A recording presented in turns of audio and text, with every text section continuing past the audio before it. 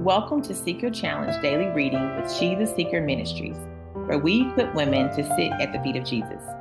We are so excited about this Seeker Challenge as we invite you to allow the Lord's Word to illuminate your heart. So right now, I invite you to open your Bibles or simply listen, and I pray that He speaks to you through His Word. Here's today's reading. Today's reading will come from Numbers chapters 21 through 22 using the English Standard Version. When the Canaanite, the king of Arad, who lived in the Negev, heard that Israel was coming by the way of Ephraim, he fought against Israel and took some of them captive. And Israel vowed a vow to the Lord and said, "If you will indeed give this people into my hand, then I will devote their cities to destruction." And the Lord heeded the voice of Israel and gave over the Canaanites, and they devoted them and their cities to destruction. So the name of the place was Hormah. From Mount Hor, they set out by the way of the Red Sea to go around the land of Edom. And the people became impatient on the way. And the people spoke against God and against Moses. "Why have you brought us up out of Egypt to die in the wilderness? For there is no food and no water, and we loathe this worthless food." Then the Lord sent fiery serpents among the people, and they bit the people, so that many people of Israel died. And the people came to Moses and said, "We have sinned, for we have spoken against the Lord and against you. Pray to the Lord that he take away the serpents from us." So Moses prayed for the people, and the Lord said to Moses, "Make a fiery serpent and set it on a pole, and everyone who is bitten when he sees it shall live." So Moses made a bronze serpent and set it on a pole, and if a serpent bit anyone, he would look at the bronze serpent and live. And the people of Israel set out and camped in Oboth. And they set out from Oboth and camped at El Arim in the wilderness that is opposite Moab toward the sunrise. From there, they set out and camped in the valley of Zeri. From there, they set out and camped on the other side of the Arnon, which is the wilderness that extends from the border of the Amorites, for the Arnon is the border of Moab, between Moab and the Amorites. Therefore, it is said in the book of the wars of the Lord, Wahi Besupa and the valleys of the Arnon, and the slope of the valleys that extends to the seat of Arn, and leans to the border of Moab.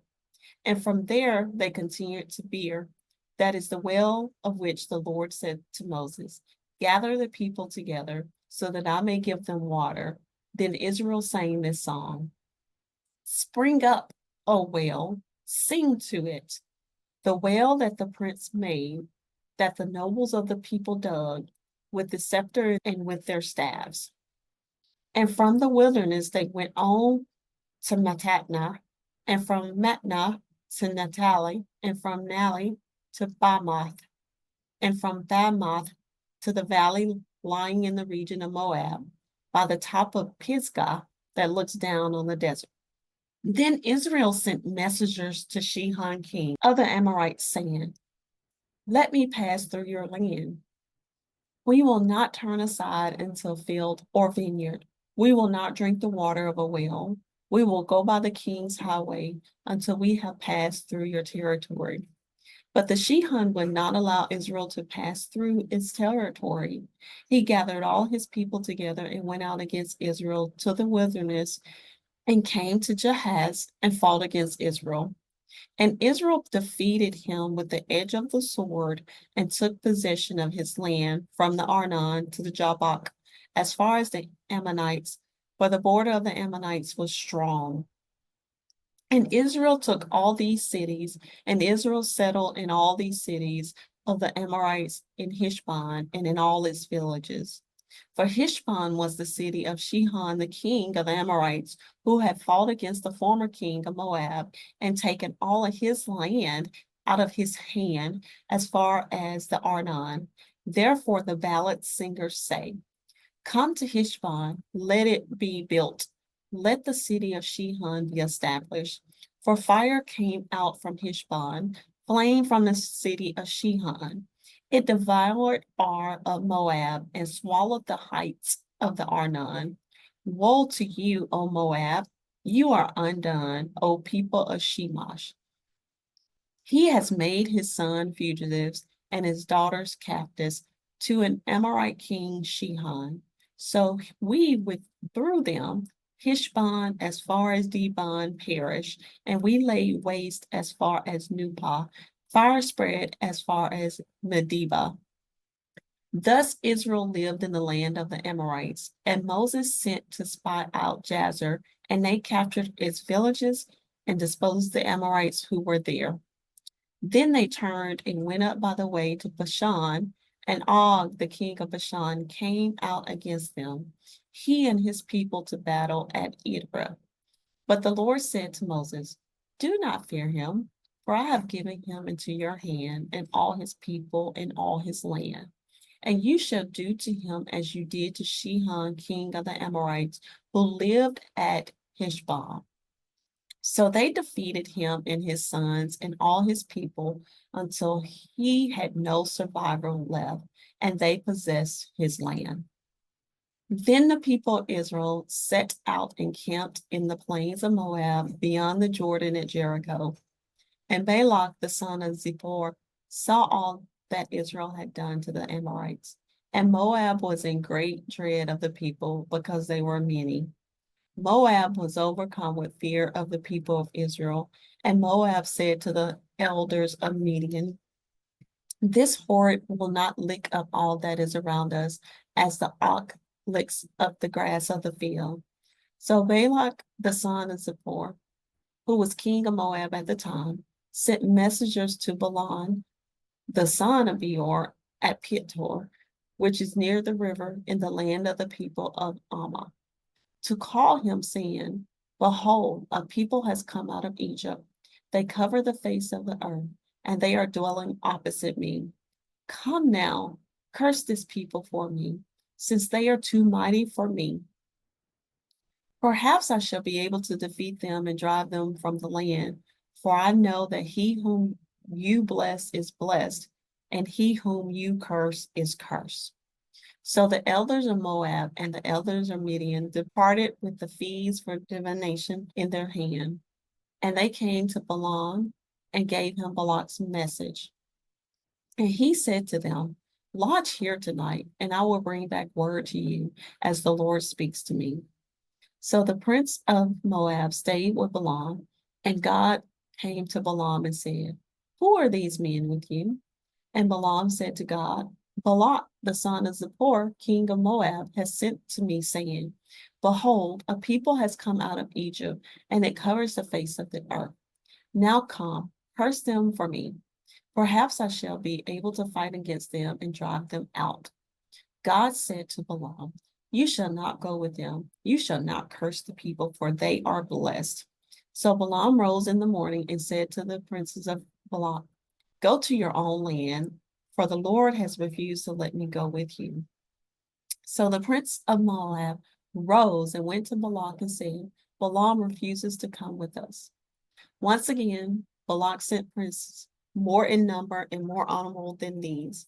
And they came to Balaam and said to him, thus says Balak, the son of Zippor, let nothing hinder you from coming to me, for I will surely do you great honor, and whatever you say to me, I will do.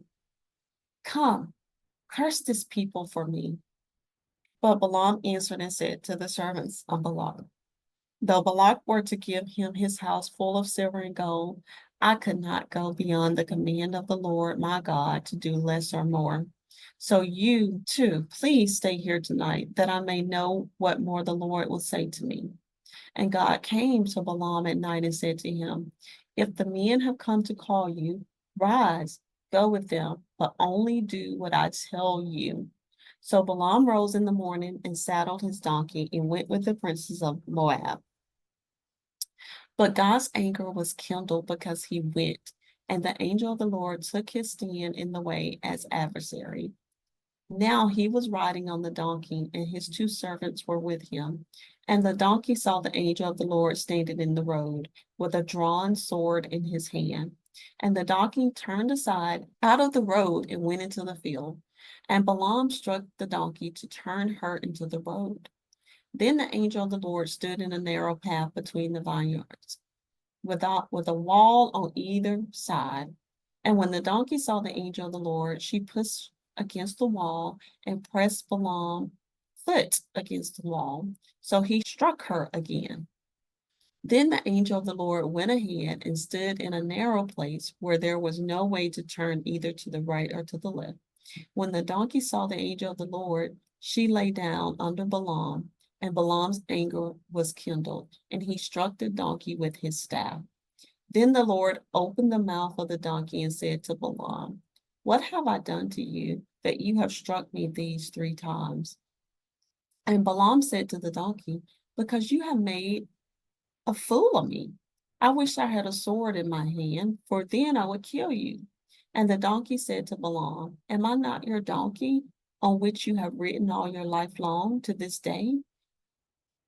Is it my habit to treat you this way?" And he said, "No." Then the Lord opened the eyes of Balaam, and he saw the angel of the Lord standing in the way with his drawn sword in his hand, and he bowed down and fell on his face. And the angel of the Lord said to him, "Why have you struck your donkey these 3 times? Behold, I have come out to oppose you, because your way is perverse before me.